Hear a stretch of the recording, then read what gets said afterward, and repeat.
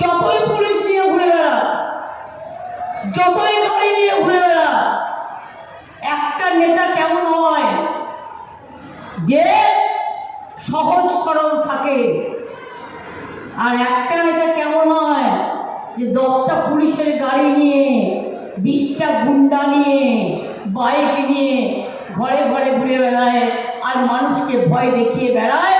আর আমি সরি যে প্রশাসন সব দেখেও চুপচাপ বসে থাকে। কিসের ভয়?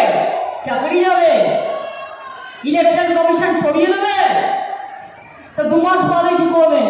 তার থেকে এখনই দিল্লি চলে যান না। কে বারণ করেছে?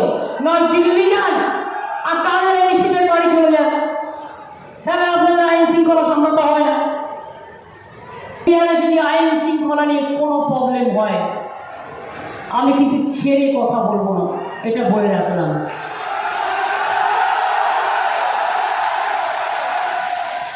আমি আমার পার্টির নেতাদেরও বলবো, ঠান্ডা মাথায়, সব পুলিশ খারাপ নয়, 3-4 জন, বাদ বাকি সবাই ডেডিকেটেডলি কাজ করে নিজের মতো করে, তাদের আমি প্রশংসা করি, তাদের আমি স্যালুট জানাই। আর যে 3-4টে নাম আমার কাছে আছে, আমি কেন, সবাই জানি।